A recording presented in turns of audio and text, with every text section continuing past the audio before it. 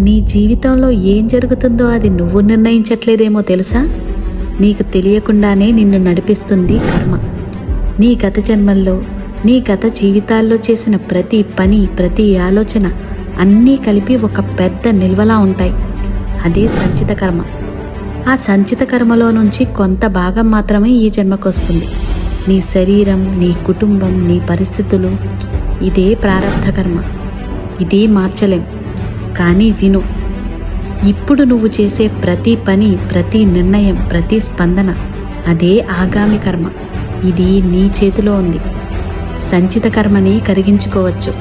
జాగ్రత్తగా జీవిస్తే, అవగాహనతో ఉంటే, జీవితాన్ని స్పందించకుండా చూస్తే ఆగామి కర్మను పుట్టనివ్వకుండా ఆపవచ్చు. కర్మ శిక్ష కాదు, అది అవకాశం. ఇప్పుడు నువ్వు ఎలా జీవిస్తావో అదే నీ భవిష్యత్తు. నెక్స్ట్ పార్ట్లో సంచిత కర్మ ఎలా పనిచేస్తుందో చెప్తాను. మిస్ అవ్వకుండా ఫాలో అవ్వు.